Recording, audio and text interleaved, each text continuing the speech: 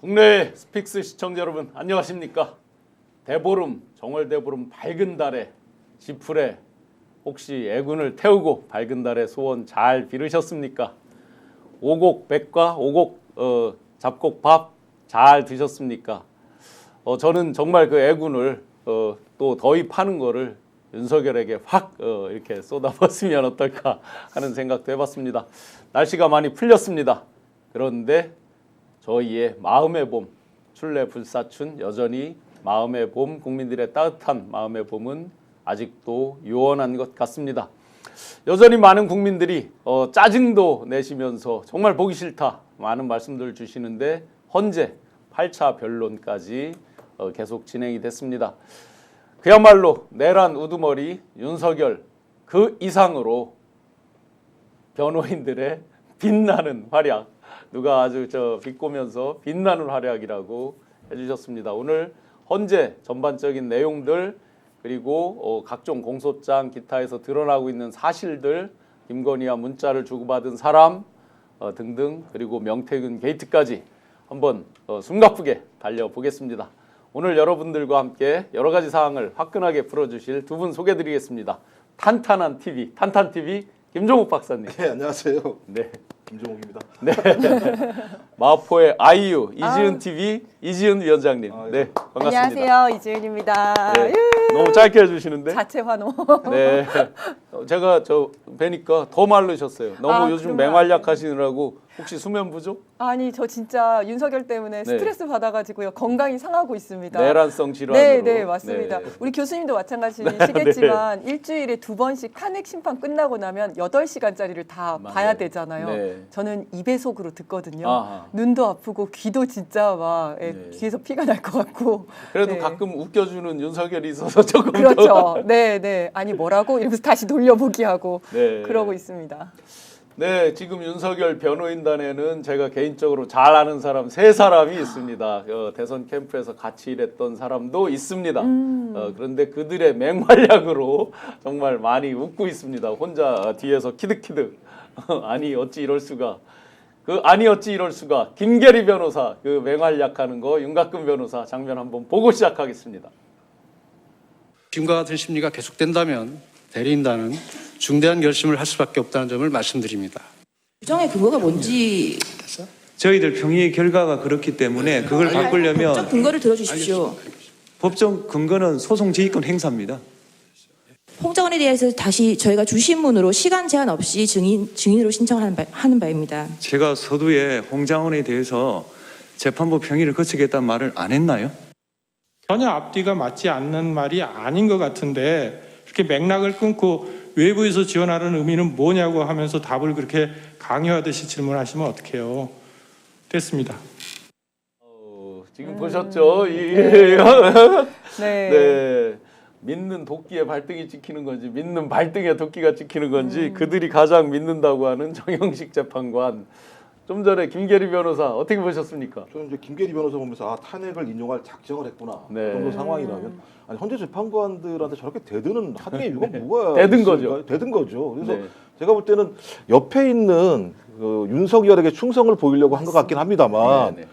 박근혜 전 대통령 같은 경우도 탄핵이 파면이 된 당일까지도 나는 기각될 거라고 생각을 했던 것처럼 네. 이 사람들은 완전히 예를 들어 국민과 동떨어져 있는 세상에서 살고 있는 사람들인 것 같다라는 생각이 들고 그래서 끊임없이 그러니까 윤석열에게 충성을 하면 자신들한테 뭐가 돌아올 수 있을까? 제가 돌아올 게 별로 없는 상황인데도 불구하고 정신을 못 차린다. 제가 볼 때는 거의 윤석열 변호인단은 망상 공동체다. 네. 그러니까 자기들끼리 이제 망상을 꿈꾸면서 마지막에 대반전을 이렇게 꿈꾸는 것 같은데 저는 어제부로 게임 아웃. 네. 제가 볼 때 그래서 어제 이미 봄이 오기 시작하는 소리가 들기. 그래서 들렸다고 오늘 생각합니다. 날씨까지 푹해진 것 같아요. 그런 것 같습니다. 네. 인용할 결심. 네. 직접 변호사시기도 네, 하시잖아요. 네. 진짜 저렇게 예를 들어서 법원이나 헌재나 다 어쨌든 중요한 판결을 앞두고 이제 있는 건데 네. 진짜 그렇게 앞에 가서 저렇게 하는 경우가 있어요? 별로 없고요. 그런데 이제 제가 또 법심리학 박사지 않습니까? 네. 그런데 관련 논문들을 보면 실제로 많은 변호인들이 판사에게 잘 보이기보다는 그냥 나의 의뢰인에게 잘 보이기 위한 변론을 하는 경우가 많습니다. 그래서 저도 이걸 보면서 실제로 이 재판은 안 될 수도 있겠다라는 생각하지만 그래도 의뢰인한테는 잘 보여야 되니까 의뢰인 보라고 저렇게 얘기하는 걸 수 있겠다라는 생각이 많이 들었고요. 그리고 실제로 재판 저기서 윤석열이 변호인단을 좀 지휘하는 듯한 느낌이 많이 들거든요. 네. 실제로 이 이야기를 해라라고 그거 하지 마라 이런 식으로 윤석열이 그렇죠. 좀 계속 전에도 팔로 막 그렇죠. 그냥 이렇게 네. 다급하게 치면서 코치를 하고 하는데 이게 절대 좋은 상황이 아니에요. 왜냐하면 네. 본인도 변호사 자격증이 있음에도 불구하고 이렇게 대리인단을 꾸리는 거는 당사자는 객관적이고 냉철한 판단을 할 수가 없습니다. 그렇기 때문에 그 옆에 있는 변호인단에서 그런 말씀을 하시면 안 된다라든지 아니면 여기에서 뭐 그만두거나 이건 해야 된다 이렇게 해줘야 되는 건데 지금 변호인단들은 거의 윤석열의 지휘를 받고 있는 것처럼 네. 보이거든요. 그래서 변호인단이 계속 산으로 가는 것도 역시 이제 거의 윤석열의 지휘를 받고 있고 그 객관적인 판단을 못하기 때문인 것도 그 이유 중에 하나입니다. 네. 네, 지금 나른한 오후 시간 이제 식사 마치고 막 다시 업무에 복귀했든지 뭐 이렇게 아주 나른한 커피 한 잔 땡기는 시간인데요. 벌써 3,100분께서 이제 막 들어오셨습니다. 비너스님께서 김계리 엑스맨 신용환 응원합니다. 감사합니다. 우리 편인가? 김종욱 박사님 응원하는 글 그리고 이지은 위원장님 응원하는 이지은 민주당 보배 에스텔님 네, 다 감사드립니다. 그리고 녹화 방송이라고요? 아닙니다. 이 지금 생방송입니다. 댓글 주시면 제가 실시간으로 같이 함께 하겠습니다. 호수의 달 그림자, 호수의 달 그림자를 쫓는데 신용환님 응원해요, 혼내세요. 네, 고맙습니다. 이렇게 지금 이제 이지은 위원장님도 말씀 주셨는데 윤이 직접 변호사기도 합니다. 네. 그런데 좀 전에 같은 파평윤 씨라고 하는 윤곽근 변호사가 특단의 대책, 이분들은 특단의 대책이라는 단어를 되게 좋아하는가 봐요. 비상계엄 내란할 때도 윤석열이 김종현 씨랑 특단의 대책이라고 네. 얘기를 했잖아요. 중대한 결심. 중대한 결심, 네, 맞습니다. 중대한 결심, 네. 뭐 특단의 대책, 중대한 결심, 뭐 비상 뭐 대책, 뭐 등등 여러 저기를 하는 것 같은데 박사님. 이들이 말하는 중대한 결심은 뭡니까? 근데 이자들의 주특기가요. 헌법재판관들 협박하는 게 주특기가 다 네. 하는 행동들을 보면, 그러니까 박근혜 전 대통령 그 탄핵 심판 과정에서 자기들이 그런 얘기 했었죠. 그래서 나 이제 다 변호인단 다 이제 안 할 거야 이렇게 얘기했는데 결론적으로 끝까지 했던 거죠. 저는 지금 하는 행동들은 헌법재판관들을 설득해서 네. 탄핵을 기각하게 만들려고 하는 것이 아니라 전 대통령의 의중은 어떤 거냐? 윤석열의 의중은 계속 헌재를 불신하게 만들어서 네. 소위 헌재 결정 이후에 헌재의 불복이라고 하는 국민적인 어떤 분노 이 이면에 존재하는 극우 세력들을 결집하려고 하는 의도가 네. 저는 계속 지금까지 일관되게 진행된다 생각이 드는 거예요. 그러니까 그러니까 재판에 대한 대응 심리 이걸 응하는 게 아니라 정치를 하고 있는 아니 거죠. 윤석열도 변호인까지. 알겠죠. 못 예. 나올 걸. 네네. 저는 변호인들도 마찬가지인데요. 이제 제가 볼 때 윤석열은 제가 볼 때 죽을 때까지 못 나올 가능성이 되게 높은 상황이지 않습니까? 네. 이건 내란이기 때문에 내란 범죄는 사형 아닌 무기징역인 상황이고 그렇죠. 저는 감경 사유가 전혀 없다는 생각이 들어요. 네. 감경 사유를 할 만한 짓을 했어야 되는데 지금 헌재를 해서 한 내용들을 보면 그래 죽자 사자 게임을 했었기 때문에 감경 사유도 없는 거고 감경도 안 될 거라는 생각이 들어요. 형사재판 네. 과정에서 전 그렇다면 끊임없이 소위 극우 세력들 보수 집단들을 똘똘 뭉치게 만들어서 언젠가는 네. 소위 보수 집단이 다시 집권을 하게 되면 그땐 내가 나올 수 있을 거 아니야라고 하는 아주 주구장창 먼 미래에 대한 꿈을 네. 실현하기 위해서 이런 행동을 하는 게 아닌가라는 생각이 들어서 참 제가 망상 공동체다. 제가 본인 스스로가 진짜 호수 위에 달 그림자를 갖다 쫓아가고 있는 것 같다는 생각이 들어요. 네. 언젠가는 네네. 레드킨님께서 하야 개풀 뜯어먹는 소리 하지 말고 당장 파면이나 당해라라고 네. 했습니다. 저를 총리까지 이렇게 올려주셨어요. 김철원님께서 신용환님 자기 총리감입니다. 탄핵이 우선입니다. 지금 감사합니다. 지금 중대한 결심 얘기했는데 실체적으로 저들의 머릿속에 중대한 결심 뭐를 그리고 있을까요? 앞으로의 국면에서. 네, 중대한 결심이 변호인단 총사퇴를 아마 생각하고 있는 것일 겁니다. 네. 그런데 사퇴야 변호인단에서 알아서 사퇴를 하든 말든 별 관심이 없고 그냥 하고 싶으면 하면 되는 건데요. 지금 저렇게 함으로써 재판을 지연시키려는 의도가 있는 겁니다. 네네. 해서 이제 재판 변호인단이 없으니 그 다음 변호인단을 구성할 때까지 기다려달라. 1주, 2주 기다려달라라고 할 의중인 거거든요. 네. 그런데 안타깝게도 헌재 심판은 중단되지 않을 것입니다. 네네. 왜냐하면 원래 이제 탄핵 심판에서는 사인일 경우에는 변호사 강제주의라고 해서 변호사를 반드시 이제 선임을 해야지 탄핵 심판이 진행이 될 수 있습니다. 헌재법 25조 사망. 맞습니다. 네, 네. 그런데 두 가지 예외가 있습니다. 첫 번째는 본인이 변호인일 경우, 변호사 자격증을 가지고 네. 있었을 경우에는 그러지 않아도 되고요. 강제주의 예외가 되고요. 그렇죠. 두 번째는 국가기관일 경우에도 예외입니다. 대통령은 국가기관인 맞습니다. 거죠. 윤석열 개인으로 지금 이게 그렇습니다. 지금 헌재 심리를 받는 게 아니잖아요. 맞습니다. 네. 그렇기 때문에 변호사 강제주의가 적용이 되지를 않습니다. 그래서 헌재 재판은 중단되지 않고 계속될 것이다. 네. 꼼수를 쓰지 말아라. 그래서 그런지 네. 하승수 변호사님이 직접 본인 스스로 변호사이기 때문에 직접 혼자 헌재를 수행해봤다라는 네, 네. 걸 글을 올려주셨거든요. 아마 그런데- 2월 네네. 18일 날 그럴 것 같아요. 네. 난 변호사 자격증을 상실했다. 윤석열이. 나는 대통령직을 하고 싶었는데 니네들 다 잘랐잖아.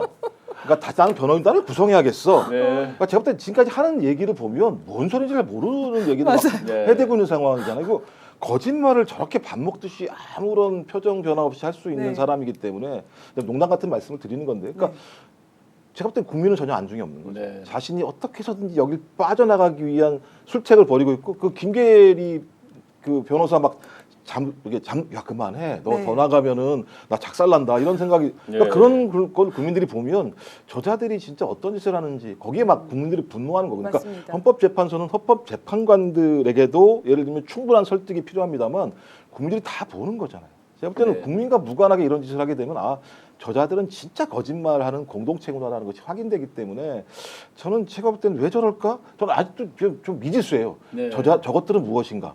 무엇을 위해 변론을 하는가? 이런 생각이 많이 들더라고요. 네.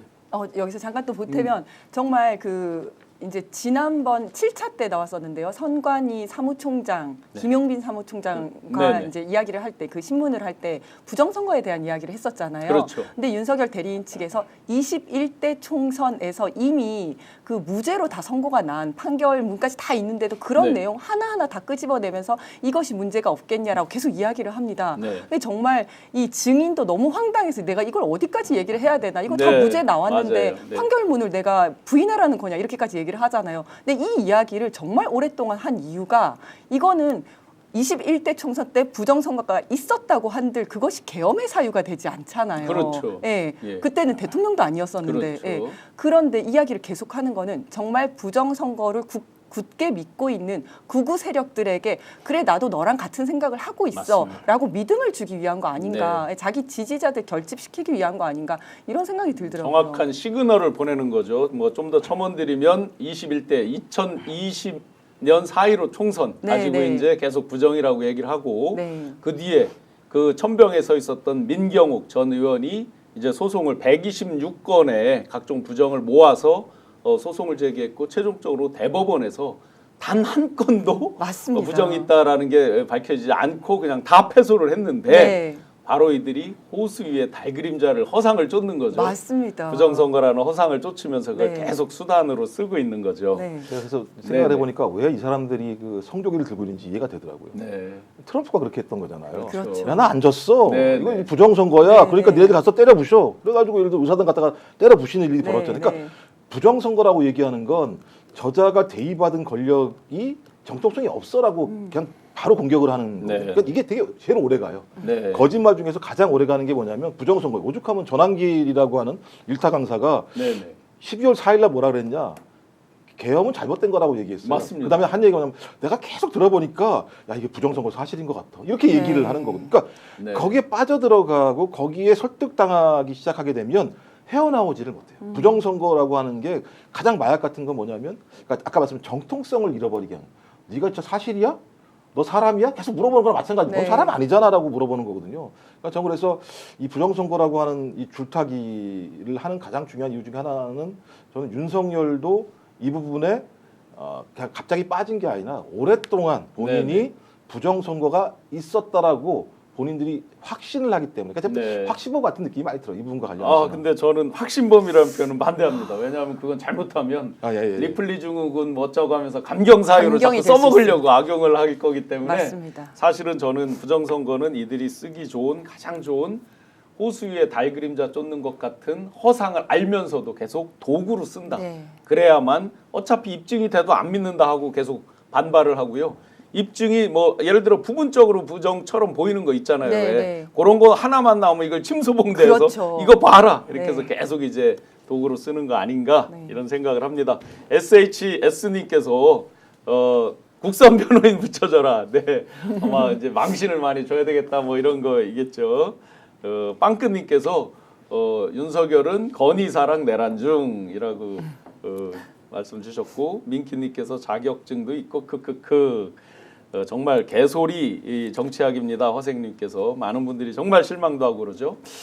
그런데 저는 여기에서 지금 변호인이 어떤 일종의 이제 극단적인 어떤 하나의 전술을 쓰려고 하는 거, 또 갑자기 이제 어떤 비책처럼 이야기하는 거, 윤곽근 변호사가 지금 마치 엄포 놓듯이 하는 거, 이 부분을 전혀 다르게 해석합니다.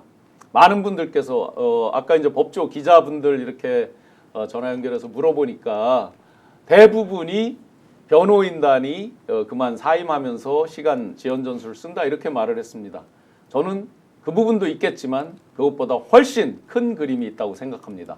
바로 윤석열의 하야라고 생각을 합니다. 어떻게 보세요? 저는 근데 위원장님. 뭐 본인이 그러니까 이제 법적으로 먼저 말씀을 드리면 네. 탄핵 소추가 된 상황에서는 본인이 하야를 하고 싶어도 하야를 할 수가 없습니다. 네. 이제 파면이 되느냐 안 되느냐 둘 중에 하나만 있을 뿐이지 그때부터는 이제 본인이 사직서를 내고 사표를 낼 수 없게 되어 있거든요. 그렇죠. 법적으로. 징계 중에 사임 못하게 돼 있죠. 맞습니다. 징계 네. 중이기 때문에 지금 이제 사표를 내지 못하게 되어 있습니다. 그래서 하야는 법적으로 불가능하다. 물론 어떤 정치적으로 내가 하야를 하겠다라고 하면 또 이제 동정 여론이 좀 인다든지 지지자들이 무슨 탄핵이야 대통령님께서 하야를 하신다는데 막 이제 이런 분위기가 이제 좀 형성이 네. 될 수는 있겠죠. 하지만 이제는 본인이 하야할 자격도 없는 상황이 되었다라는 것을 분명히 알게 해줘야 된다. 생각합니다. 박사님은 이 부분은 어떻게 생각하세요? 제가 민주당에서 이미 벌써 지적도 했는데요. 네. 제가 이제 어제 MBN 가서 얘기를 했어요. 중대결심이라고 얘기하길래 너 협박하냐? 이러면서 이제 중대결심이라는 게 할 수 있는 게 하나밖에 없어. 하야밖에는 방법이 없어 실제적으로. 근데 말씀하신 것처럼 하야가 불가능한 상황이기 때문에 저는 끊임없이 소위 이 탄핵 심판 이후에 본인이 살 수 있는 준거로서 자기 지지층들을 최대한 묶어두고 결집하는 것. 그러니까 지금 부정선거라고 하는 하나의 카테고리가 지금 만들어져 있는 거잖아요. 또 하나가 말씀하신 것처럼 나는 정치적으로 하야를 선언했어. 그럼에도 불구하고 헌재가 나를 이렇게 해? 야 이제 끝까지 싸워야 돼 라고 하는 제가 볼 때는 거의 이 싸움의 프레임들을 지금 서서히 만들고 있고 저는 지금 걱정되는 게 2월 15일 날입니다. 광주에서 이제 네네. 집회를 하는 상황인데 거기서 어떤 형태로든 난동을 부리려고 다 노력을 할 거예요. 네. 근데 그렇게 되면 예를 들면 지역과 이념으로 찢고 그다음에 대통령은 자기가 하야를 결심했음에도 불구하고 이놈의 사법 좌파 카르텔이 나를 갖다 예를 들면 이런 식으로 만들었다라고 얘기를 하고 그다음에 내가 했던 가장 중요한 이유 중에 하나는 부정선거를 막고 싶었던 거다라고 하는 방식을 통해서 탄핵 인용 이후라도 자기의 지지 세력들을 그것으로 끊임없이 결집해서 언젠가 자기가 다시 복권되려고 하는 방법이 아닌가라는 생각이 들어서 제가 볼 때 진짜 악마다. 네. 이 정도 상황이 나면 우리가 악마라고 봐야 된다. 네. 왜냐하면 자기가 잘못한 거 자기가 알 거거든요. 근데 자기가 잘못했다는 걸 알매도 불구하고 그렇게 행동한다는 건 본인 스스로가 지금 악마가 돼가고 있다고 봐야 됩니다. 네. 우리 시청자 여러분들께서 보시기에는 어떻습니까? 지금 이들이 일종의 이제 극단적인 어떤 방편, 비정상적인 방편을 뭔가를 쓰려고 하여튼 해책을 하고 있는데 그게 우리 정기한 대표님이 많이 쓰시는 걸로 한번 해보겠습니다. 1번 하야다. 2번 그냥 단순히 변호인들 사입니다. 네, 저는 하야까지 고려하고 있다라는 거를 제가 턱 밑에서 본 윤석열의 심리로 한번 해석을 해보겠습니다. 윤석열 내란 우두머리가 네. 평생 검찰에서 하면서 승률이 한 몇 % 될 것 같아요? 승률이라고 위원장님. 하는 거는 네네. 기소를 했을 때 뭐 유죄를 받을 그러겠죠. 수 있는 승률요. 근데 우리나라 검찰이 기소를 해서 유죄를 받아내는 확률이 99%가 넘거든요. 그래서 그거에 평균이 99%가 넘어요. 그걸 네. 미치지 못하면 평균 이하인 사람인 네, 겁니다. 맞습니다. 평균 이하인가요? 바로 그 부분 아니죠. 이분은 100%예요. 100%예요. 자기가 기소하면 나머지는 공판 검사가 이기든 지든 자기는 모르겠다. 머릿속에는 평생을 이기고 살았어요. 거슬러 가면 2017년 이후부터 해서 네. 보면 조국 씨와의 한판, 네. 지금 조국 대표와의 한판도 이겼죠. 추미애 장관 한판도 네, 본인 네. 기준으로는 이긴 거예요. 네. 대선 후보도 이겼죠. 대선도 이겼죠.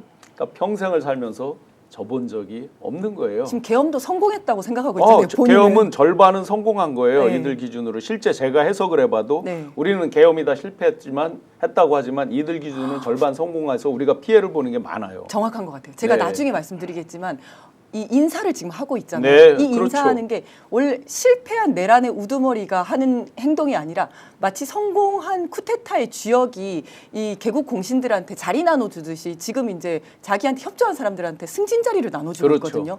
그러니까 누가 보면 정말 성공한 사람 같아요. 그래서 네. 내란은 여전히 진행 중이다. 맞습니다. 라고 네. 보는 거죠. 그래서 제가 왜 윤이 하야까지를 생각한다라고 보냐면 윤이 정말 매사를 승패로만 재단을 하거든요. 이 사람이. 자기 사전에 지는 건 없는 거죠. 그런데 이제 요번에 비상계엄 뭐 이런 게 이제 실패했지만 아직 이겼다 졌다는 아니잖아요. 헌재에서 탄핵 파면 자기가 송두리째 인생이 날아가고 지는 겁니다. 그건 알고 있죠. 본인도 이미 알고 있죠.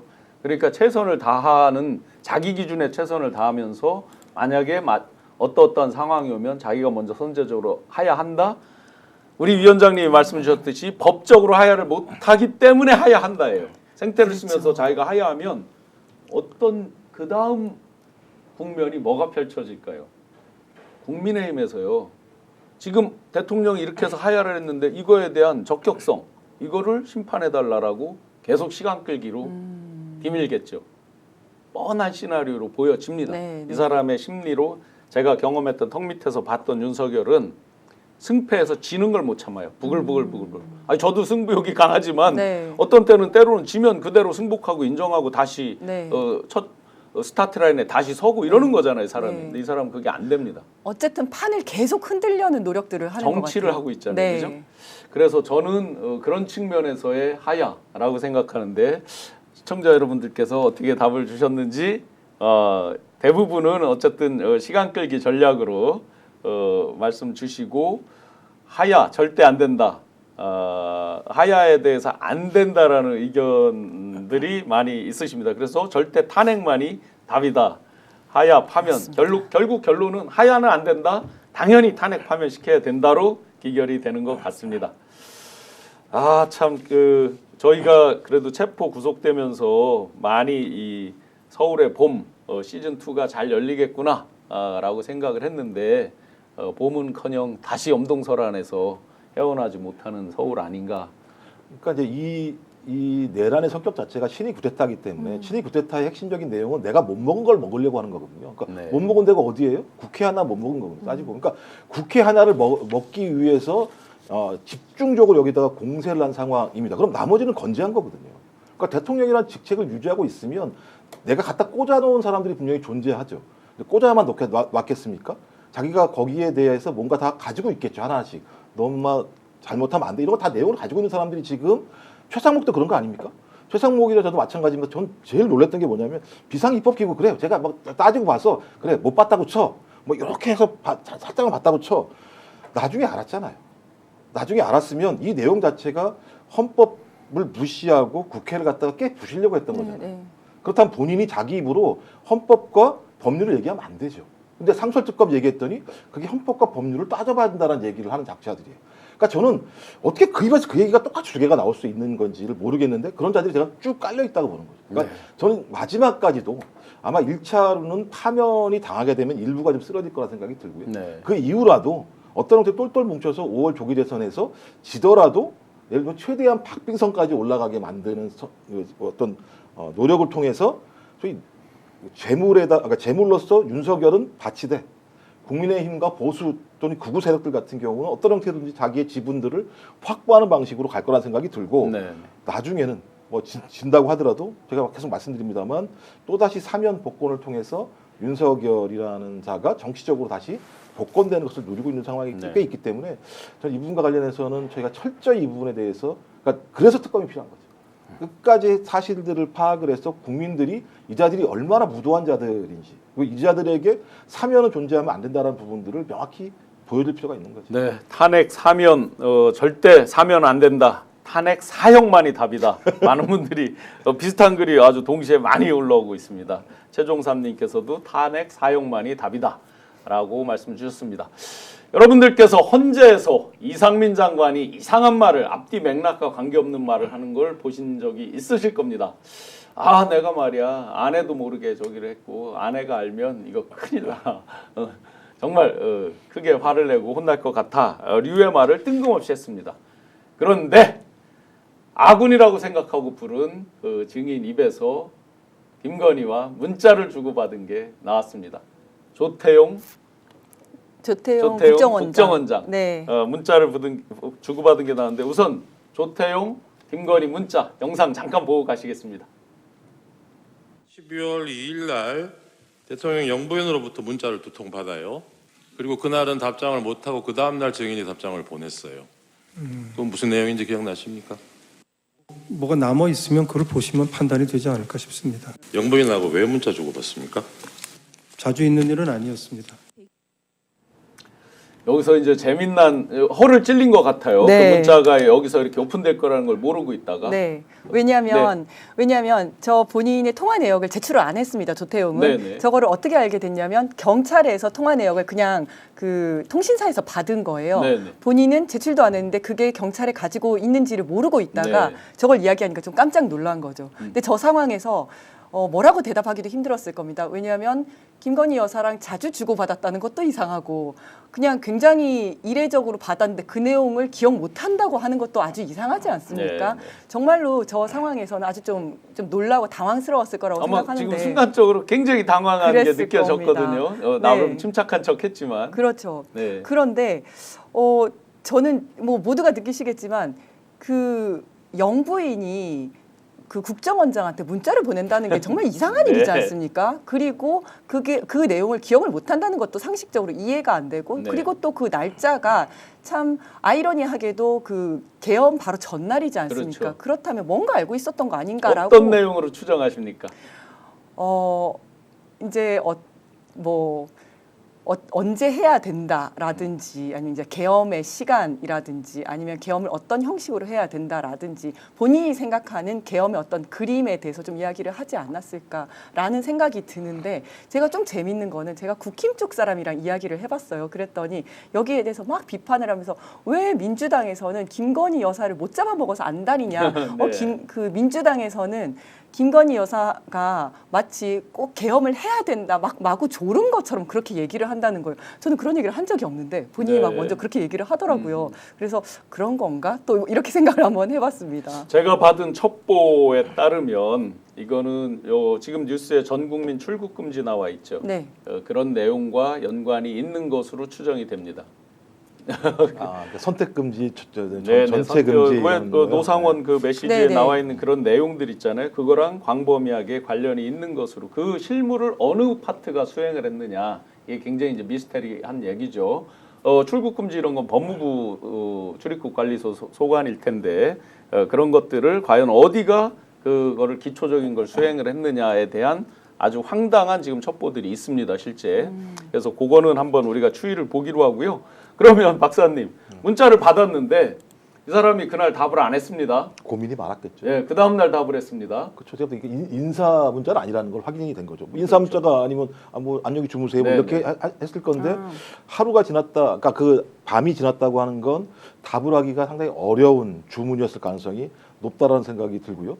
전 그래서 뭔지 모르겠으나 그 내용을 왜냐면 본인 한 얘기가 있잖아요. 뭐 증거가 있으면 알아서 해보세요. 이렇게 조태영 이렇게 얘기했잖아요. 네네. 그러니까 자기가 다 지운 것처럼 지금 얘기한 네. 것 같은데 여기서 확인되는 건 김건희도 내란의 기획자다. 네. 이건 좀 확인이 됐다. 네. 이게 핵심적인 사안이고요. 사실상 확인된 거 중에 보시면 자기 입으로요. 자주 있는 일이 아니라고 그러잖아요. 그렇죠. 그러니까 가끔 더 있었던 거죠. 그렇죠. 자주 있지 않았는데 12월 2일 날 왔어요. 네, 네. 그러니까 중요한 얘기 했겠죠. 맞습니다. 자주 아닌데 뭐 안부 얘기를 하지는 않았을 그래서 지금 거지만. 한쪽 라인이 지금 확인이 안 돼. 일진 라인은 확인이 됐습니다. 윤석열, 김용현, 그다음에 뭐 여인형부터 해서 방첩사, 수방사, 그다음에 특전사 이렇게 요 라인이 정리가 됐는데 네. 윤석열과 잘 접점이 안 만들어지는 사람 중에 한 노상원이에요. 따지고 네. 보면 이제 같이 술도 먹고 취하고 이런 게 아니었기 때문에 전 그렇다면 김용현, 노상원 이 두 사람이 계속 기획을 했던 거잖아요. 9월달부터 11월달까지 22회 정도 네. 그 국방부 장관 공간을 들렸다고 얘기를 하는 건데 제가 볼 때 그러면 노상원과 김건희의 관계가 있는 거 아니냐. 네. 그래서 지금 김건희가 국방부 장관 공간에 갔다라는 얘기들도 좀 들려 나온단 말이에요. 전 그래서 일진다인은 요 라인이라면 이진다인, 소위 말하는 제2수사단이라고 하는 이진다인이라고 하는 부분들을 김영현, 노상원, 그다음에 김건희. 왜냐하면 이제 김건희가 지금까지 살아오면서 아주 기분 나빴던 인물들을 윤건희가 모여서 다 지금 지정한 거잖아요. 뭐 최재형부터 시작해서 쭉 나왔던 내용들을 보고 그 포악성. 그 노상원 수첩의 포악성을 네. 보면 저는 이 두 개의 일진, 이진 라인들이 작동을 했을 것 같고, 그럼 이 일진, 이진 라인의 핵심들이 어디에 있습니까? 둘이 같이 있잖아요. 그렇죠. 집에서. 그럼 네. 그러면 끊임없이 이 부분과 관련해서 얘기를 했을 것이고, 최종 거사일은 아마도 주술가에게 물어봤을 가능성이 높다. 이게 생각이 드는 거죠. 큰일 나요. 아 맞아요. 고소당하셨습니다. 그런 얘기. 그리고 네. 저는 또 한 가지 김건희랑 관련해서 이제 지금 비아폰 의혹이 있지 않습니까? 그렇죠. 그래서 민간인이면서 무슨 안보와 관련이 없는, 업무랑 관련이 없는 김건희 여사가 비아폰을 받았을 가능성이 높다. 여기에 대해서 경호처에 물어봤더니 경호처에서 그것마저도 보안이기 때문에 말해주지 답을 못했죠. 않겠다. 그 얘기는 줬다는 얘기죠. 줬다는 얘기지 네네. 않습니까? 안 줬으면 당연히 자신 있게 안 그렇죠. 줬다고 얘기를 하죠. 그래서 저는 여기에 문자는 전날 2개, 다음 날 하나 이렇게 있지만 그거 외에 비아폰에서의 뭐 연락한 내용이 분명히 많을 것이다. 비아폰으로 안 되는 부분에 있어서 그냥 일반 폰으로 했을 수 있다. 두 가지를 다 활용을 했을 것이다라고 생각을 합니다. 아주 중요한 포인트를 지적해 주셨고요. 제 생각에는 그동안 조태용 씨의 인생 이력 굉장히 화려한 공직 생활을 했어요. 제가 그 대통령실속 청년위원장 할 때 장관급 뭐를 할 때 이분이 외교 1차관을 했고 지금 외교장관이 외교 2차관을 했어요. 그 뒤로 이제 이분은 국회의원도 되고 또 안보실장도 하고 지금 국정원장까지 갔어요. 그냥 제 짐작으로는 문자 딱 보고 이거 내가 답을 했다가는 나중에 후일에 굉장한 책임을 질 것 같다라는 두려움을 갖고 상황 파악이 자기가 될 때까지를 기다렸지 않았을까?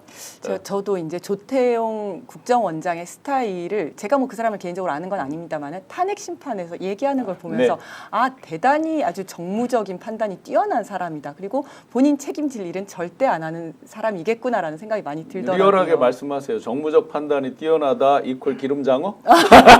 아니 기본적으로 그 외교부에서요 가장 예를 들면 뺀질뺀질하고 그 정치를 잘하는 데가 북미국 라인들이에요. 네. 북미국이 메인이거든요. 또 따지고 그렇죠. 이제 서울대 외교학과 출신들 그다음에 주류들이 장악을 하고 있고 이 사람들 같은 경우는 굉장히 내통망들이 강력한 사람들입니다. 네. 그래서 요 라인들이 서로가 치고 짜고 하면서 계속 승진을 해서 올라가는 상황들인데 대단히 옛날에 조용했던 제가 왜 아냐면 제가 노무현 정부에서 NSC에 근무하면서 요때 예를 들면 따지고 과장급 뭐 요 정도 상황이었었거든요. 네. 따지고.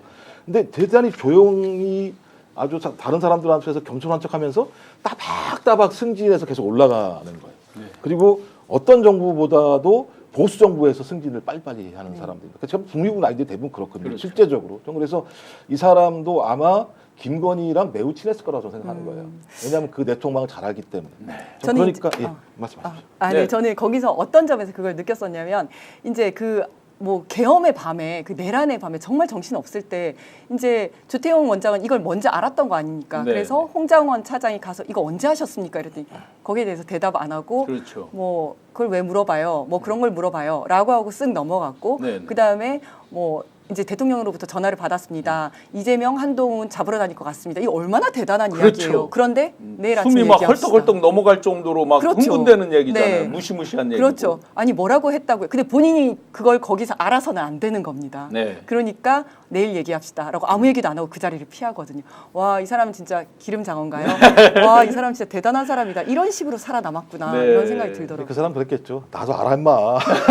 왜 얘기를 해? 그 얘기를 그렇죠. 넘어가지. 이랬을 맞아요, 거야. 맞아요. 그, 날 끌어들이지 마. 네, 네. 그래서 이제 윤석열 내란 우두머리가 홍장원 씨한테 전화했을 때 그 장면들 굉장히 재미난 얘기를 합니다. 본인 기억력이 비상하다는 얘기를 자화자찬식으로 자기 입으로 얘기하면서 술 잘 먹는 티를 또 냅니다. 영상 한번 잠깐 보시겠습니다. 딱 받아보니까 홍장원 1차장 목소리가 뭐 저도 반주를 즐기는 편이기 때문에 딱 제가 보니까 벌써 술을 마셨어요. 원장 부재 중이신데 원 잘 챙겨라. 그리고 내가 이따가 우리 홍 차장한테 전화할 일이 있을지 모르겠다. 아마 취 중이어서 원장님 아직 서울 계십니다. 이렇게 답을 해야 되는데 답이 없었어요.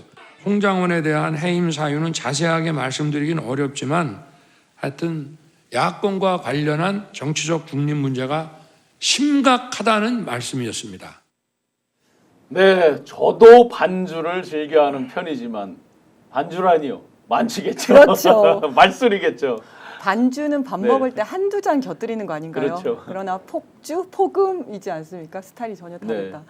그러면 반주를 해서 얼큰하다는 느낌이 있으면 그런 사람한테 내가 한두 시간 후에 중대한 미션을 뭔가를 할 테니까 전화 잘 대기해라 이런 얘기를 할까요? 그것도 웃기죠. 네네. 그리고 저는 저거 보면서 참 우리 교수님께 한번 또 윤석열의 스타일을 좀 네. 물어보고 싶은데요. 이 사람이 내가 뭘 해봐서 아는데 이런 말 하는 거 좋아하겠구나. 입에 배 있죠. 네. 그렇구나라는 생각이 항상 배 들면서 있죠. 네. 그러니까 예를 들어서 어떤 금융 회의를 해요. 업무 네. 보고를 막 해요. 정책 보고를 해요. 그러면 말이지 내가 그 은행 뭐 여기서 금융 사기 치는 놈들 조사해봐서 아는데 맞아요. 교육 관련해서 할 때가 사실 제일 빵 터졌어요. 네. 교육 관련해서 뭐 이 교육 카르텔 이는 놈들 내가 수사해봐서 아는데 맞아요. 그러니까 제가 저걸 보면서 딱 뭘 느꼈었냐면 본인이 반주를 해서 술을 먹어봐서 아는 데가 아니라 그 전에 진술에 나왔던 내용이거든요. 홍장원이 자기가 그때 술을 좀 곁들였었다고 이야기를 했어요. 네. 진술이 나오니까 알게 되는 건데 그거를 갖다가 내가 반주를 해봐서 아는데 이렇게 얘기를 하잖아요. 이 사람 이런 식으로 얘기하는 거 좋아하는 사람이구나 라면서 지난 재작년쯤에 이주호 교육부 장관이 우리 대통령님께서 입시 비리를 수사를 많이 해보셔서 잘 아신다. 그리고 저 탄핵 심판정에서도 조태용 그 정보원장이 그 댓글 수사를 해보셔서 국정원이 안에서 어떻게 돌아가는지 잘 아신다 이렇게 얘기를 하더라고요. 근데 사람들은 보통 아부를 할 때 이렇게 듣는 사람이 좋아하는 스타일로 아부를 하잖아요. 네네. 이 사람이 이런 말 하는 거 좋아하는구나 이 생각이 딱 들더라고요. 아마 이진님은 우리 이지은 위원장님 응원하시는가 봅니다. 홍 차장한테 한 대 맞겠어라고 써주셨습니다. 어진TV님께서 하야 망명 꼼수를 막아주세요라고 하셨고요. 수기님께서 김건희 출국 금지해야 된다. 사실은 이제 계속해서 김건희 출국 금지를 저희가 많이 이야기를 하고 했었는데요. 이들이 계속해서 이제 홍 차장의 진술을 일종의 탄핵 바꾸기 위해서 무시하기 위해서 여러 얘기를 하면 할수록 얻어 걸립니다. 일치하는 부분도 있습니다. 14명 명단은 다 또 인정을 해버리죠. 그렇죠. 뭐 그러니까 지금 여인영 전 방첩사령관이 얘기했던 명단도 나왔고, 그 다음에 지금 보면 누구죠? 저기 그 홍장원 국정원 전 차장도 얘기가 나왔고, 그다음에 그 지시 라인으로 내려가서 실무 라인에서도 그 지시를 받았다고 얘기가 나오는데 네. 대부분 14에서 16명 정도의 맞습니다. 명단이 있었다라고 그렇죠. 하고 거기에 이재명 당대표는 꼭 들어가 있는 네. 상황이고, 하필이면 이제 한동훈은 이상하게 꼬여가지고 다시 15명에서 16명이 더 들어가긴 했었습니다만, 그런 상황들을 보게 되면 저는 이건 뭐 일관된 진술 라인들이 만들어지고 있다라고 볼 수밖에 없는 것이고요. 이쪽 라인들이 틀린 거죠. 그러니까 지금 조태용이 얼마나 웃겼냐면 자기가 문자는 잘 기억이 안 난다면서요. 그러면서 윤석열이랑은 서로 티격태격해요. 내가 내 기억이 맞아, 네 기억이 맞아 이런 얘기를 하는 거잖아요. 해임 그 홍장원 해임 문제 관련해서 12월 4일이냐 5일이냐가 서로 앉아가지고 예를 들면 내 기억이 맞아, 네 기억이 맞아. 근데 그 대단한 김건희의 문자가 왔는데 그건 기억이 안 나라고 자기들 스스로가 자기 진술이 거짓인 것을 스스로 밝히는 상황이잖아요. 그리고 이제 맨 마지막이 제일 놀라웠죠. 갑자기 그분 이름 생각 안 나면 제1경비단장 조성현 저 경비단장. 네. 그 경비단장 딱 말 한마디 얘기하면 끝난 거잖아요. 그렇죠. 내가 어떻게 부하들이 다 아는 내용들을 속일 수가 있습니까?라고 네. 얘기하는 걸 보면서 이 사안은 그 말 한마디로 완벽하게 정리가 됐다라고 좀 볼 수밖에 없다는 생각이 들어요. 네, 조성현 그 헌재에서 유일하게 이제 직권으로 맞습니다. 증인 채택을 한 분이죠. 네. 그 말 한마디에 끝났다고 네. 말씀을 주셨는데 어떻게 평가하십니까? 저도 완전 세기를 박았다. 왜냐하면 그 국회에 들어간 사람이 이제 특전사령관 팀하고 여인영 아니죠. 그 특전사령관하고 곽종근이 특전사령관이고 네. 그다음에 이진우가 수방사령관. 수방사령관. 이렇게 두 팀이 들어갔습니다. 그렇죠. 그리고 이 두 명이 전부 대통령으로부터 직접 지시를 받았어요. 그 끌어내라라는 지시를 받았고 그 내용을 검찰에서 그대로 진술을 했습니다. 네. 그런데 이게 만약 사실이라면 계엄 해제를 요구하기 위해서 국회로 들어가는 국회의원들을 못 들어가게 하는 거기 때문에 대통령이 위헌적인 지시를 한 게 딱 떨어지는 거거든요. 네. 그런데 곽종근 특전사령관은 자기가 지시 받았다라고 얘기를 했어요. 그런데 이진우는 얘기를 안 했어요. 네, 네. 그래서 이 사람한테 이제 지시를 받은 그 조성현을 부른 겁니다. 근데 이 사람은 지시를 받았다고 얘기를 한 네. 거예요. 그러면 정말 끝난 거예요. 거기 들어갔던 두 라인이 전부 다 지시 받았다고 얘기한 거거든요. 그래서 그 헌법재판소에서는 이 조성현의 진술이 반드시 필요했기 때문에 직접 이제 불러서 이제 그 직권으로 증인 채택을 해서 물어본 거고 오늘 어저께 딱 그 얘기를 한 거죠. 네. 완전 쐐기를 박았다. 이진우가 판을 깔아준 거죠. 나는 기억이 안 나는데 그렇죠. 네. 부하들이 얘기하면 맞을 거야라고 얘기하니까 네, 그래? 그럼 부하를 부를게 또 딱 그렇죠. 불렀더니 들었습니다라고 네. 얘기를 한 거기 때문에 제가 그때 빼박이 돼버린 거죠. 네. 네, 상황 자체가. 그래서 제가 뭐 열심히 일하시는 장군님들께는 죄송하지만 우리가 똥별 이런 얘기 흔히들 네. 하잖아요. 그런데 이번에 보니까 똥 장관에 똥 원장에 아주 수많은 황당한 이 나라의 그 최고 위정자라고 하는 사람들의 민낯을 정말 낱낱이 봤습니다. 지금 이렇게 1시 50분이 됐는데 마녀 분께서 아주 열심히 시청해 주시고 댓글 많이 주셔서 정말 감사드립니다. 많은 국민들이 정말 열불이 터져서 못 볼 정도로 그 현란한 애드립들, 말꼬리 잡기, 뭐 요원이니 뭐 의원이니 하는 말꼬리 잡기까지 매일매일 보면서 복장이 터지고 있는데 그 사이에 우리 권한대행 정말 황당함의 극치를 다니고 있는 대한민국 지금 대통령 권한대행 최상목 대행이 더 황당하게 내란에 가담한 것으로 이미 조사까지 받고 있는 사람을 경찰 최고 수뇌부 중에 한 사람, 사실상 넘버 2라고 불릴 수 있는 서울 경찰청장에 임명하기도 하고 4명 중에 3명이 정말 윤 라인으로 줄을 잘 서서 갔다는 사람들을 임명하면서 국민적 공분이 일어나고 있습니다. 이에 대해서도 한번 보겠습니다. 우선 박사님, 네. 박현수라는 분이 이제 이번 정권 들어서 무려 3계단, 총경 때 시작해서 경무관, 치안감, 치안정감 3계단을 올라갔습니다. 박현수 씨가 이번 이 내란 와중에 어떤 일을 했습니까? 제가 볼 때는 박현수 씨죠. 분이 아니라 네네. 제가 볼 때는 뭐 예를 들면 권력의 마른 노릇을 하면서 끊임없이 승진한 사람들이기 때문에 경찰국장이었잖아요. 네. 맞습니다. 경찰국장은 네. 뭐라는 겁니까? 행안부 행안부 겹쳐. 장관과 경찰을 연결하는 거지 않습니까? 그렇죠. 행안부 장관이 누굽니까? 이상민이지 않습니까? 지금 충안파로 얘기가 되는 사람이 김영현, 그다음 이상민, 그리고 지금 이상민은 자기 스스로 국무회의가 아무런 문제가 없었다. 네. 가장 열띤 토론이 벌어진 근래 보기 드문 국무회의였다고 얘기를 한 상황들이잖아요. 네. 그렇다면 이상민이 발탁을 했겠죠. 어떤 형태로든지. 네. 윤석열과 관계도 있겠습니다만. 그럼 당연히 이 상황에서 이상민이 이 상황을 알았을 것이고 그 상황에서 경찰국장은 이상민의 지시 또는 대통령실의 지시를 이해가는 일들을 계속했었고 네. 전화 통화 내용을 봐도 대통령실이 원하는 거, 야 이게 되는 거야 안 되는 거 상황 파악해라는 일들을 다 이 박현수 씨가 한 것 같은 느낌이 들어요. 네네. 그렇다면 박현수 씨가 이렇게 열심히 해야 될 이유가 뭐가 있었을까? 그럼 내란이 진행된다는 걸 본인이 다 인지했었을 것이고 인지 과정에서 가장 중요한 데가 어디냐? 국회겠죠. 그렇죠. 국회를 봉쇄하는 게 가장 네. 중요하다. 봉쇄해야지만 의결 종족수를 채울 수 없게 되는 것이고 그래야지만 내란이 성공할 수 있는 거니까 저는 거기에 가장 충실하게 공무원 자가 서장하고 직접 통하고요. 예, 그런 측면에서는 저는 내란 주요 임무 종사자급이 네네. 아닐까 저는 생각이 들긴 해요. 근데 참고인 왜 참고인 조사밖에 안 했는지 잘 모르겠어요. 글쎄 이런 걸 말이에요. 보게 되면 지금 그 경찰의 아이유로서 네. 정말 소속된 친정에 대해서 무한 애정이 있으실 텐데 내부에서 부글부글 할 것 같아요. 경찰의 분위기 그리고 이런 임명에 대해서 과연 일선 경찰들은 어떻게 생각하는지. 사실 제일 처음에 그러니까 이 굉장히 전격적인 인사입니다. 예, 2월 5일 날 있었는데 뭐 12월 말부터 최상목이 이제 각 부처에다가 그 인사를 하려면 해라, 할 수 있으면 네. 하라라고 지시를 했답니다. 그런데 다들 아니 이 상황에서 어떻게 인사를 하냐라고 생각을 하고 아무도 인사를 할 거라고 생각을 안 했고 특히 고위직 인사에 대해서는 인사 라인에서조차도 그 직전까지 예상을 하지 못했다고 해요. 네. 그런데 굉장히 전격적으로 이런 인사가 딱 이제 되었는데 하고 봤더니 내란의 밤에 정말 행안부 장관, 경찰청장, 경찰청 경비국장, 그다음에 뭐 이렇게 모두하고 그 영등포 서장까지 지휘 고하를 막론하고 마구 전화를 한 사람인 거예요. 그렇죠. 정말 내란과 그 관련이 있는 연루가 되어 있는 이런 사람인 겁니다. 그래서 내부에서는 굉장히 부글부글 끓는 분위기였어요. 그런데 참 안타까운 게 그러고 나서 바로 발령이 됐잖아요. 네. 이제 서울청장인 겁니다.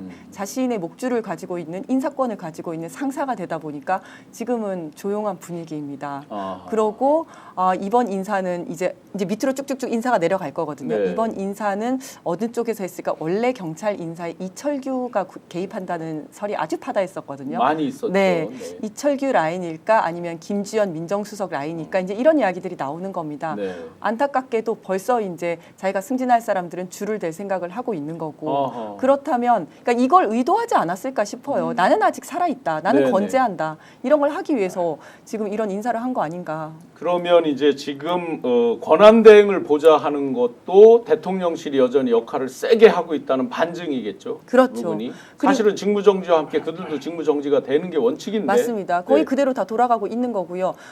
사실은 이게 또 이제 문제가 뭐냐면 절차상의 하자가 좀 있었을 그렇죠. 수 있습니다. 예.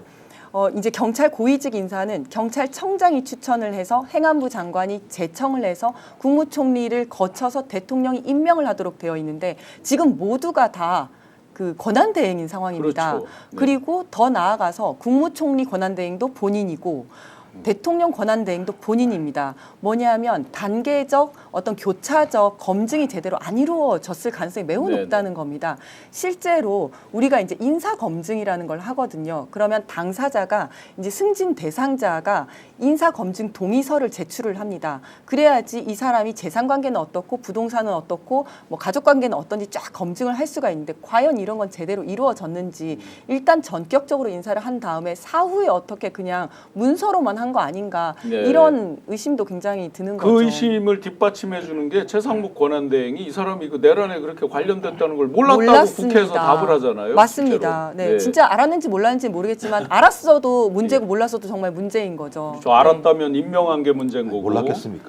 그러면 다 이제 알았겠죠, 이게 지금 상식적으로. 경찰 조직 내부 그리고 절차의 문제도 짚어주셨는데 이 사람이 어쨌든 대한민국 최고 치안의 핵심인 서울 청장을 맡고 있고 조기 대선 국면이 펼쳐질 경우에 그에 대한 현장에 대한 관리 이런 것들이 이제 주요 임무이잖아요. 그리고 내란 아직 수사에 대해서 제대로 사실 아직 펼쳐진 것도 아니잖아요. 그렇죠. 그럼 이런 것들도 다 악영향이 있을 것 같은데 어떻게 보십니까? 일단 기본적으로 국민의힘은 특검을 맡고 있죠. 이게 핵심적인 내용들. 내란 특검을 맡고 있는 상황이고 그리고 내란 특검과 관련해서 최상목도 계속 거기에 대해서 거부권을 행사하는 상황이기 때문에 네. 전 최상목은 지금 대통령실, 그러니까 윤석열의 허수아비, 국민의힘 허수아비라고 생각이 들어요. 왜냐하면 국민의힘이 얘기한 그대로 다 들어주고 대통령실에서 아마 계속 오더가 들어올 거라고 생각이 들어요. 오더가 들어오면 그대로 행동을 펼치고 있는 상황인데 경찰 인사를 보게 되면 최상목이 몰랐다라기보다는 어떤 형태로든 주문을 받았을 거다. 그럼 주문을 받았을 때는 이유가 있을 거 아닙니까?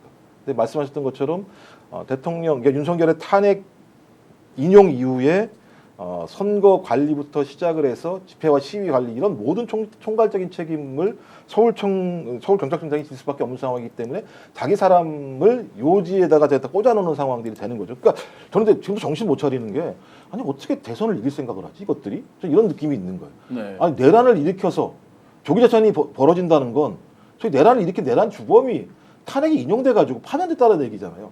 파면당한 정당에 있는 후보가 나와서 대선을 이기게 하기 위해서 경찰 인사를 한다라는 이 사고방식 자체가 얼마만큼 문제가 있는지 그럼에도 불구하고 계속 저 부활 그 팀한테는 미안합니다. 부활을 꿈꾸고 있는 거예요. 네. 기자들은 끊임없이 부활을 꿈꾸고 있고 이 상황에도 저희 경찰은 다 제가 볼 때 다 잘 아시겠습니다만 거기에 이제 충성을 바치는 일부 사람들은 마지막 그 남아있는 영양분까지도 빨아먹으려고 좀 하는 행동 아니겠습니까?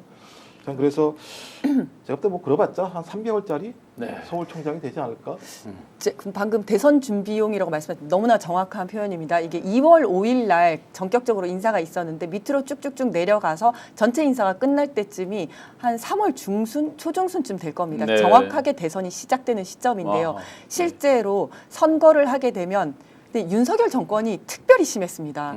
이제 자기에게 유리하게 이제 이 경찰들이 인사를 하는데 왜냐하면 선거법 수사가 있지 않습니까? 네네. 그래서 서장과 수사 라인이 굉장히 중요합니다. 그래서 지난 총선 때도 그 서장과 수사 라인을 자기 쪽 사람들 적어도 믿지 못할 사람들은 다 배제를 시켰죠. 그렇게 코드 하면서 인사. 맞습니다. 네. 그렇게 하면서 민주당 국회의원 한 40명까지 선거법 위반으로 날린다 뭐 이런 얘기가 내부에서 굉장히 한참 하다 있었었죠. 있었습니다. 맞습니다. 네. 소문이 있었습니다. 이번에도 그걸 준비하는 것일 것이다라는 생각이 들고 조금 더 아찔한 거는 이런 식으로 경찰을 수사를 하기 시작을 했는데 그렇다면 군, 검찰, 뭐 국정원 다 이제 인사를 하지 않을까 이런 걱정이 좀 드는 그렇죠. 거고요.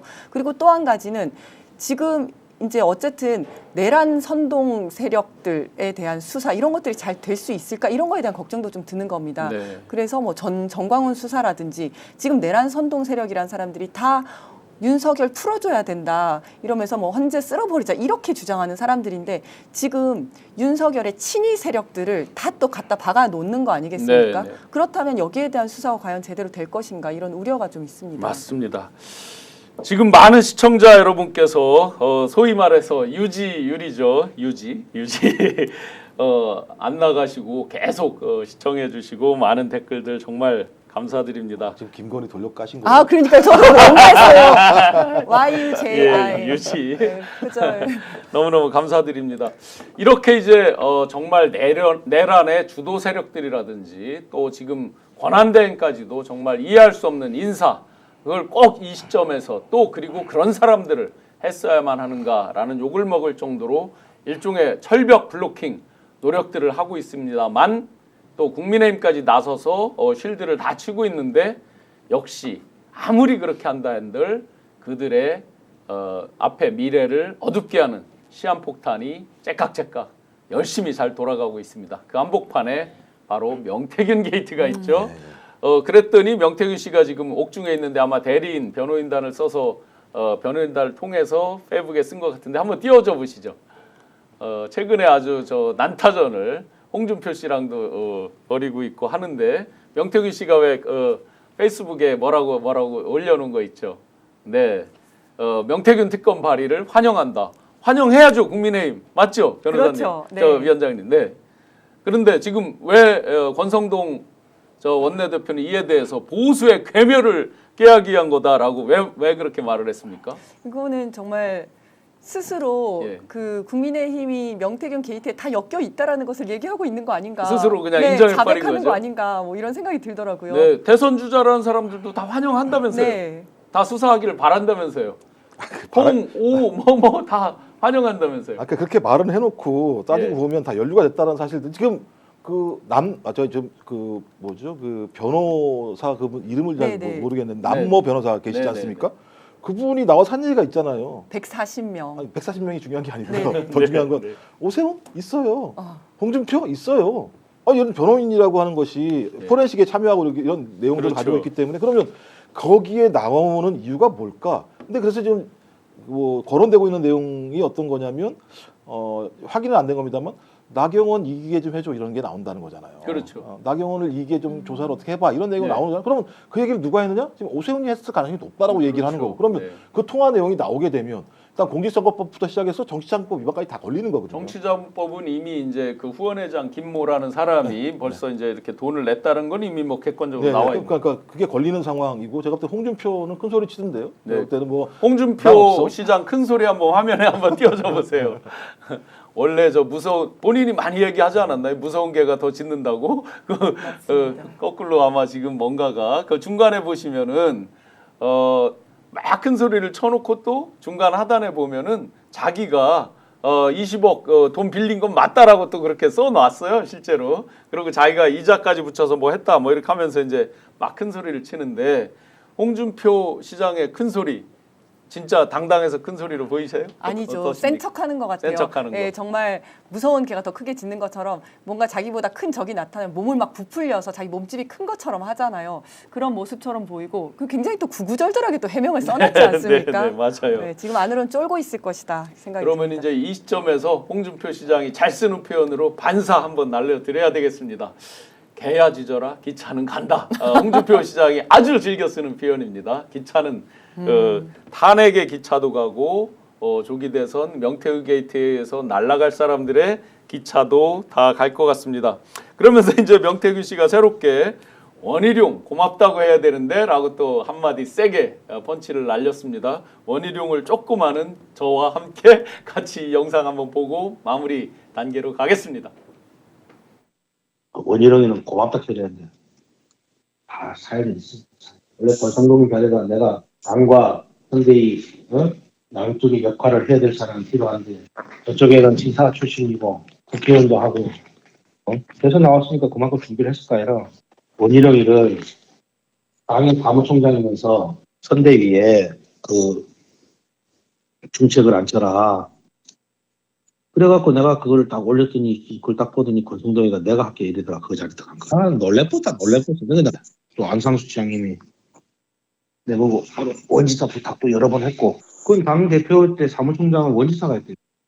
원지사가 인수에 이름이 있었나 없었는데 아예 명단 자체가 없는데 아까 신성범도 아니 원희룡이가 어떻게 들어왔지? 신성범이는 알거든. 저번에 내가 추천하고 다 해갖고 원지사가 하여튼 뭐 잘 됐다. 이제는 뭐 그 사람한테 바라는 것도 없고. 박사님, 연루가 안 된 분은 누굽니까 도대체?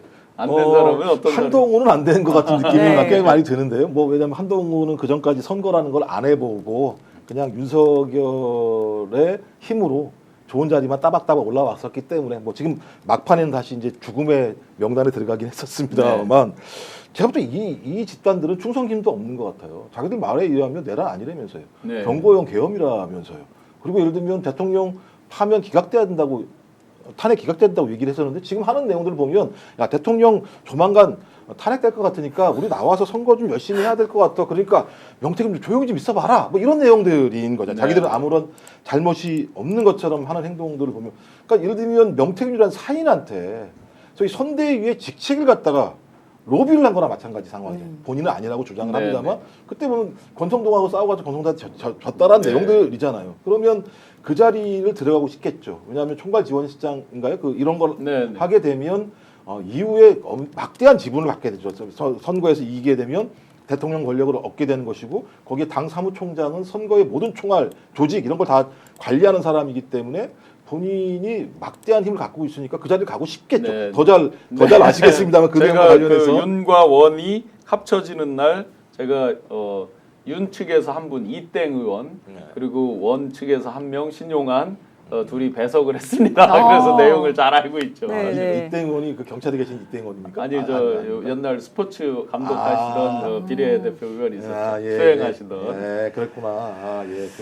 이렇게 이제 정말 난타하듯이 네. 지금 이제 한 명, 두 명, 뭐 오홍, 원까지 이렇게 네, 네. 나왔는데 이렇게 되면 앞으로 이 대선 후보라고 일컬어지던 자칭해서 나오는 네. 분들 어떻게 될 것 같습니까? 너무 앞으로 흥미진진해질 것 같은데요. 그러니까 어저께 명태균 어젠가 그젠가요? 어제 그 시선 집중에 나와서 명태균 측 변호사가 한 얘기가 명태균 특검이 발의가 되면 여기에 반대하는 사람들 나에게 이름 얘기해 달라. 그러면 그 에피소드를 하나씩 들려주겠다. 네네, 이렇게 맞아요. 얘기를 했다는 거 예. 아닙니까? 그러면서 그 140명의 전현직 정치인들과 직접적으로 다 소통을 했었다. 네. 그리고 뭐 이 중에는 상당 부분 이제 국힘에서 지금 현직 국회의원들도 굉장히 많다 이렇게 얘기를 했기 때문에 이제 하나씩 드러나면 이제 좀 전모가 드러나지 않을까라는 생각을 하고요. 또 한 가지는 사실은 명태균 게이트에서 가장 중요한 게 공천 그 국힘의 공천과 관련해서 대통령인 그리고 공무원인 윤석열이 개입을 했고 여기에 민간인인 김건희까지도 같이 개입을 했다는 내용 아닙니까? 그런데 네.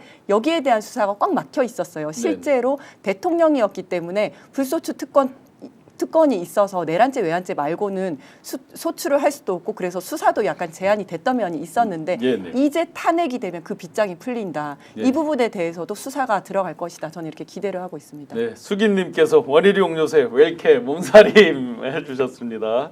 아마 이제 많은 사람들이 지금 그 몸살이고 있을 것 같고 그 창원 산단 이런 문제까지 더 그렇겠죠. 이제 마무리 단계에서 그 명태균 특검법 반드시 제가 보기에는 통과가 돼야 되는데 안될 거. 어떻게 보십니까? 끝까지 맞겠죠. 왜냐하면 이거 말씀하셨던 것처럼 예를 들면 이게 보수의 괴멸이라고 스스로 이 내용들을 알고 있기 때문에 그러니까 자기의 선수들을 다 잃을 수밖에 없는 상황으로 네. 갈 수밖에 없는 것 아니겠습니까? 이제 근데 저는 이제 그거보다 더 궁금한 게 박수 내란이잖아요. 이게 그렇죠. 찌질하잖아요. 박수 안 쳐줬다고 내란했다는 네, 얘기잖아요. 네, 네. 또 하나가 김봉식 서울경찰청장이 네. 얘기한 가정사 때문이다 이렇게 얘기했어요. 네. 이 문제와 관련해서. 근데 가정사가 명태균은 아니라고 또 얘기를 해요. 결이 다르다고 얘기를 해요. 그렇다면 지금 우리가 생각하는 이유 중에 하나가 명태균 게이트가 내란을 하게 된 중요한 계기라고 얘기를 했었는데 김봉식 전 서울경찰청장 말에 의하면 가정사라고 얘기하는 측면들이 있거든요. 그럼 이게 다 뭐냐? 개인적인 감정, 개인적인 기분, 집안의 문제 때문에 군대를 동원해서 내란을 획책했다라는 내용이기 때문에 이건 제가 볼 때는 이게 사실이 드러나게 되면 전 세계적으로 대한민국 민주주의 지수가 왕창 떨어질 수밖에 없는 상황. 전 그럼에도 불구하고 이거 밝혀내야 된다라는 생각이 분명히 있고, 그다음에 명태균 게이트는 당연히 밝혀내야 되는 거죠. 왜냐하면 명태균이라는 일개 사인이 소위 대통령 권력을 등에 업고 정당을 좌지우지하고 공천을 좌지우지하고 여론조사를 왜곡을 해서 정당 정치를 완전히 무너뜨려버린 케이스고, 여기에 연루된 사람이 아까 말씀하신 전현직 정치인 140명 정도가 있다라고 얘기하는 건 국민의힘은 무너뜨리고 다시 재건시키지 않는다면 저 당은 앞으로도 끊임없이 내란을 만들어내거나 아니면 민주주의를 파괴하거나 또는 정당 정치를 극우에게 넘겨줄 수 있는 어떤 그런 과정이기 때문에 저는 이 사건만큼은 끝까지, 저는 뭐 지금 최상목이 있는 하에서 아니면 108명이 똘똘 뭉쳐있는 하에서 쉽지는 않겠습니다만 정권이 교체된 이후라도 이 부분과 관련해서는 철저하게 밝혀내서 국민들이 다 아셔야 된다 이렇게 생각합니다. 네, 시청자 여러분들께서 지금 보시고 계시듯이 아직 내란, 비상계엄에 의한 내란은 진행 중이다 라는 것들을 요소요소에서 인사권이라든지 저들이 저렇게 여전히 천지분간 못하고 헛소리를 하는 이런 장면들에서 많이 느끼실 것입니다. 결국은 우리 국민들의 단합된 어떤 총합된 그 힘만이 이들의 아주 건방진 오만함의 극치를 달리고 있던 이 정권을 마지막으로 종식시키고 대한민국을 바로 세우는 그런 첫걸음이 되리라고 확신을 합니다. 위원장님도 마지막 한 말씀 하셔야 되지 않나요? 네, 아직 순서 남아 있습니다. 아직 남아 있습니다. 많은 분들께서 제가 대통령실 4급 행정관, 그건 뭐 사실로 드러났으니까요. 그리고 무속 구판에 의해서 막바로 대통령실에서 고소고발을 하니까 많은 걱정을 해주셨습니다. 제가 하나 그래서 단언을 했죠. 대통령실 뒤에 숨어서 하지 말고 당당하면 김건희 씨가 직접 고소하셔라. 제가 감당하겠다. 시청자 여러분들께서 이제까지 보셨지만 제가 한 10여 가지의 중요 문건들을 공개를 하면서 쭉 여기까지 넉 달 가까이 왔는데 하나도 근거 없이 말한 건 없습니다. 곧 중대한 말씀 하나 드리겠습니다. 곧 그 무속에 관련돼서 그들이 깜짝 놀랄 자료가 하나 공개됩니다. 확실한 기대됩니다. 증거 자료가 공개됩니다. 그래서 자신 있으면 직접 김건희 씨가 저를 고소하시라. 저는 감당을 하겠다라고 자신 있게 말씀드리고, 걱정해 주시는 많은 시청자 여러분들 정말 감사드리고 너무 걱정하지 않으셔도 될 것 같습니다. 네, 우리 위원장님. 네, 많은 국민 여러분께서 탄핵 심판 보면서 답답함도 많이 느끼셨을 거고 이렇게 가다가 혹시 잘못되는 거 아니야 걱정도 하셨을 텐데 거의 끝이 보이고 있습니다. 아마 당연히 탄핵은 될 것이고요. 지금 멀지 않은 날이 이제 지금 우리를 기다리고 있습니다. 곧 있으면 곧 탄핵을 볼 것이고, 또 이제 그다음에 그동안 소추를 못했던 그런 범죄에 대해서도 계속해서 소추가 될 것으로 예상이 됩니다. 걱정을 안 하셔도 될 것 같고요. 그리고 우리 신용환 교수님께서도 아까 이제 시작 전에 잠깐 이야기를 나눴는데 본인이 고소고발을 당하면서까지 진실을 밝히기 위해서 많이 노력해 주신 거에 대해서 많이 감사드리고요. 저도 도울 수 있으면 많이 돕도록 하겠습니다. 응원 드리겠습니다. 고소고발 당했다는 뉴스가 뭐 한 65개가 나가고 9시 뉴스 나니까 우리 시골 어머니가 너 또 저 붙잡혀가냐 막 이렇게 전화를 주셨는데, 정말 감사드릴 것은 그 뒤로요 훨씬 많은 제보가, 심지어 그 신당 주소까지 해서 지금 많은 언론사들이 잠입 취재들을 하고 있습니다. 그래서 그 본격적으로 그 증거가 곧 대대적으로 오픈이 됩니다. 네, 그 감사의 마음으로 이제 탄핵되는 날 한번 소고기 한번 먹어볼까라고 고민하면서 광고 멘트 한번 하겠습니다. 경성 한우, 한우회식 하면 경성 한우, 대구 달서 죽전내거리 용산 자이몰에 위치한 하필 왜 용산이지? 용산 자이문에 위치한 대구 최대 식당 경성한우. 사랑하는 가족 연인들과 함께 550석 대구에서 가장 큰 최대 규모의 한우집에서 단체 회식 강력히 추천드립니다. 아마 여기 회식 예약 번호 있죠. 가성비 최고의 경성한우에서 함께 즐기시면 좋겠습니다.